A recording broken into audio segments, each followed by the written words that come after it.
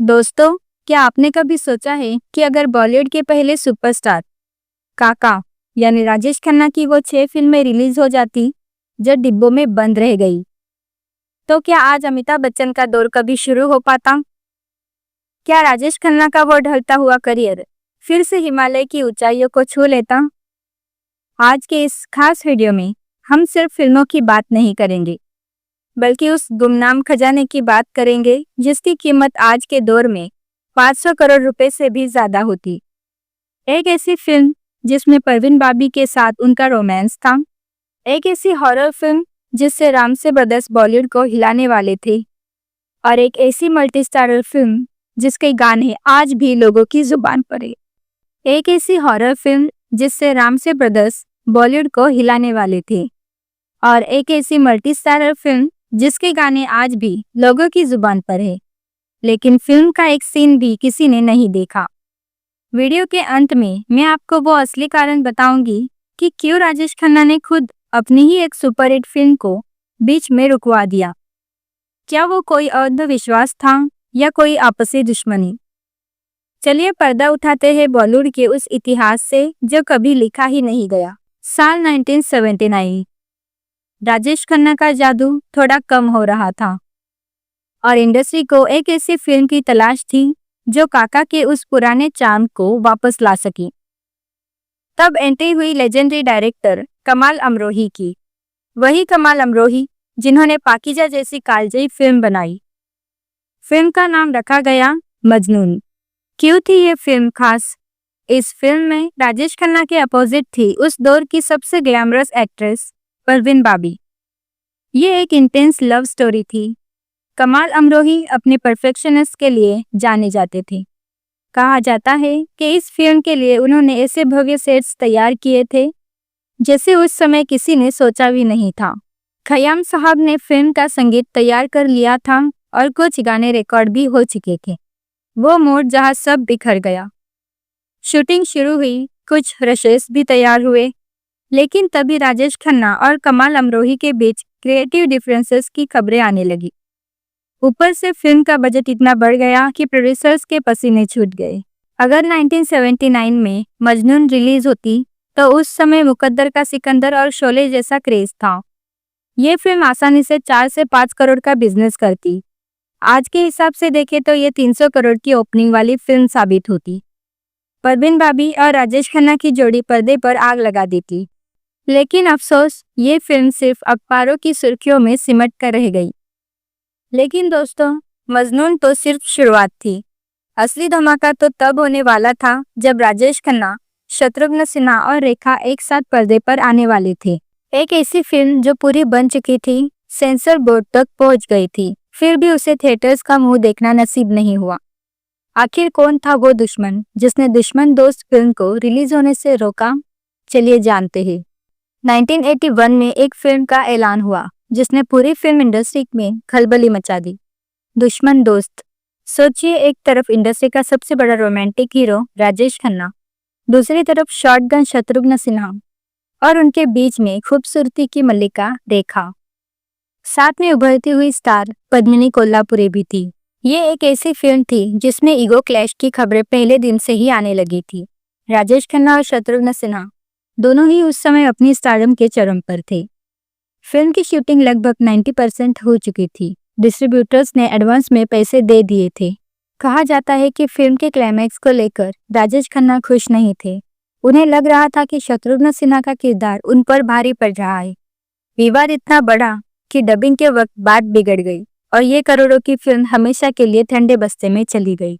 अगर ये film release होती तो ये उस साल की टॉप 3 फिल्मों में होती। इसका संभावित कलेक्शन 5 से 7 करोड़ रुपए होता। ये फिल्म राजेश खन्ना के करियर को वो मजबूती देती जिससे वो 80 के दशक में भी नंबर 1 बने रहते। 90 का दशक शुरू हो चुका था। राजेश खन्ना अब हीरो से प्रोड्यूसर बनने की राह पर थे। उन्होंने अपनी पूरी जमा पूंजी लगा दी एक मेगा प्रोजेक्ट पर, जय शिव शंकर। इस फिल्म में उन्होंने अपने पुराने दोस्त जितेंद्र को लिया और सबसे चौंकाने वाली बात, अपनी पत्नी डिंपल कपाड़िया को कास्ट किया, जिनसे उनके रिश्ते उस समय कुछ खास नहीं थे। संगीत की जिम्मेदारी दी गई उनके फेवरेट आर डी बर्मन को। फिल्म लगभग पूरी तैयार थी, लेकिन 90 के दशक में अचानक एक्शन फिल्मों का दौर आ गया। घायल, प्रतिघात जैसी फिल्में। जय शिव शंकर एक क्लासिक ड्रामा थी। डिस्ट्रीब्यूटर्स ने हाथ पीछे खींच लिए और फिल्म को रिलीज करने के लिए राजेश खन्ना को खरीदार नहीं मिले। पंचम दा का संगीत जो इस फिल्म के लिए बना था, वो बाद में गुमनामी में खो गया। अगर ये फिल्म आती तो राजेश खन्ना और डिम्पल की जोड़ी बॉक्स ऑफिस पर 10 से 12 करोड़ का बिजनेस आराम से करती। ये फिल्म काका के प्रोडक्शन हाउस को बॉलीवुड का यशराज फिल्म्स बना सकती थी। दोस्तों, अब जो मैं आपको बताने जा रही हूँ उसे सुनकर शायद आपके रोंगटे खड़े हो जाए। आपने राजेश खन्ना को रोमांस करते देखा, हंसते रुलाते देखा, लेकिन क्या आपने कभी उन्हें भूतों और सायों से लड़ते देखा है? जी हाँ, बॉलीवुड का सबसे बड़ा रोमांटिक सुपरस्टार एक ऐसी फिल्म, डरावनी फिल्म करने जा रहा था जिसने हॉलीवुड तक को हिला दिया था। लेकिन आखिर क्यों वो फिल्म शुरू होने से पहले ही खत्म हो गई? क्या उस फिल्म के साथ कोई श्राप जुड़ा था? चलिए जानते हैं फिल्म ओम की अनसुनी कहानी। साल 1986 राजेश खन्ना प्रयोग करना चाह रहे थे। उस दौर में हॉरर फिल्मों के बेताज बादशाह थे रामसे ब्रदर्स। उन्होंने काका को एक ऐसी स्क्रिप्ट सुनाई जो हॉलीवुड की cult classic film the Omen से प्रेरित थी। फिल्म का नाम रखा गया ओम। राजेश खन्ना इसमें एक ऐसे पिता का रोल करने वाले थे जिसका बच्चा शैतानी ताकतों के साये में होता है। सोचिए, जिस सुपरस्टार के चेहरे पर मुस्कुराहट देखकर लड़कियां अपनी कलाई काट लेती थी, वो पर्दे पर डर और दहशत के साये में दिखने वाला था।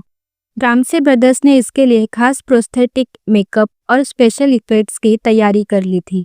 हॉरर फिल्मों को उस दौर में बी ग्रेड का टैग दिया जाता था। राजेश खन्ना के करीबियों और सह कलाकारों ने उन्हें डरा दिया था कि अगर वो रामसे ब्रदर्स के साथ ऐसी फिल्म करेंगे तो उनका सुपरस्टार वाला चार्म खत्म हो जाएगा। काका को लगा कि शायद ये उनके करियर का सबसे गलत फैसला होगा और उन्होंने ऐन वक्त पर पैर पीछे खींच लिए। रामसे ब्रदर्स की फिल्में महज 20 से 30 लाख में बनती थी और 2 से 3 करोड़ कमा लेती थी। लेकिन अगर राजेश खन्ना जैसा सुपरस्टार इसमें होता तो ये फिल्म 5 करोड़ का आंकड़ा पार कर जाती और शायद भारत में हॉरर फिल्मों की परिभाषा ही बदल देती। अब बात करते हैं उस फिल्म की जिसे राजेश खन्ना ने खुद अपनी ही मर्जी से कुर्बान कर दिया। फिल्म का नाम था पुलिस के पीछे पुलिस। ये एक थ्रिलर एक्शन फिल्म थी जिसमें काका एक जानबाज पुलिस अफसर के रोल में थे। 1989 में जब इस फिल्म की शूटिंग चल रही थी, तभी राजेश खन्ना की एक और फिल्म रिलीज हुई थी जिसका नाम था हत्या। हत्या में राजेश खन्ना ने एक मूक गवाह वाले बच्चे की मदद करने वाले शख्स का रोल किया था। जब उन्होंने पुलिस के पीछे पुलिस की आधी स्क्रिप्ट देखी तो उन्हें लगा कि इस फिल्म की कहानी उनकी ही पिछली फिल्म हत्या से काफी मिलती जुलती है। राजेश खन्ना अपनी ऑडियंस को बोर नहीं करना चाहते थे। उन्होंने प्रोड्यूसर से साफ कह दिया, मैं अपने दर्शकों को एक ही तरह का मसाला दोबारा नहीं खिलाऊंगा। उन्होंने फिल्म बीच में ही छोड़ दी। प्रोड्यूसर को करोड़ों का घाटा हुआ, लेकिन काका अपनी बात पर अड़े रहे। उस दौर में गोविंदा और मिथुन की एक्शन फिल्में 6 से 8 करोड़ कमा रही थी। अगर काका की यह फिल्म आती तो ये भी सुपरहिट होती, क्योंकि उस समय पुलिस ड्रामा का जबरदस्त क्रेज था। 1985 की बात है। फिल्म बाएं हाथ का खेल फ्लोर पर आई। लीड पेयर थे राजेश खन्ना और उनकी चहेती एक्ट्रेस टीना मुनीम। इस फिल्म में सपोर्टिंग कास्ट भी बड़ी थी, वहीदा रहमान और अमरीश पुरी जैसे दिग्गज। इस फिल्म की सबसे बड़ी खूबी इसका संगीत था। गाने रिकॉर्ड हुए, रेडियो पर कुछ धुनें सुनाई दी और म्यूजिक कैसेट्स तक छप गए थे। फैंस फिल्म का इंतजार कर रहे थे क्योंकि राजेश खन्ना और टीना मुनीम की केमिस्ट्री सौतन और 50-50 के बाद आग लगा रही थी। राजेश खन्ना और टीना मुनीम के निजी रिश्तों में खटास आने लगी थी। टीना धीरे धीरे फिल्मों से दूरी बना रही थी। इसी निजी तनाव के कारण फिल्म की शूटिंग बार बार टलती रही और आखिरकार प्रोड्यूसर्स ने हार मान ली। राजेश खन्ना की म्यूजिकल फिल्में हमेशा से हिट रही थी। ये फिल्म उस समय आराम से 4 से 7 करोड़ का बिजनेस करती और राजेश खन्ना को 80 के दशक के मध्य में एक बार फिर रोमांटिक किंग साबित कर देती। दोस्तों, अगर हम इन सभी 6 फिल्मों की अनुमानित कमाई को जोड़ें तो ये करीब 35 से 45 करोड़ रुपए बैठती है। आप सोच रहे होंगे कि सिर्फ 40 करोड़, लेकिन जरा ठहरिए। 1980 के दशक के 40 करोड़ आज के 4,000 करोड़ रुपए के बराबर है। इसका मतलब साफ है, अगर ये फिल्में रिलीज होती तो राजेश खन्ना कभी फ्लॉप या आउटडेटेड नहीं कहलाते। उनका रिकॉर्ड आज भी दुनिया के किसी भी एक्टर के लिए तोड़ना नामुमकिन होता। किस्मत का खेल देखिए, जिसे दुनिया ने पहला सुपरस्टार माना, उसी के हिस्से में इतनी सारी अधूरी कहानियां आई। आप बताइए, अगर आपको मौका मिले तो आप इन 6 फिल्मों में से कौन सी फिल्म सबसे पहले देखना चाहेंगी? क्या वो रामसे ब्रदर्स वाली हॉरर फिल्म ओम होती या कमाल अमरोही की मजनून? कमेंट में अपनी राय जरूर दें। और अगर आपको वीडियो पसंद आया हो तो इसे लाइक करें और हमारे चैनल को सब्सक्राइब करना ना भूलें। मिलते हैं अगले वीडियो में। धन्यवाद।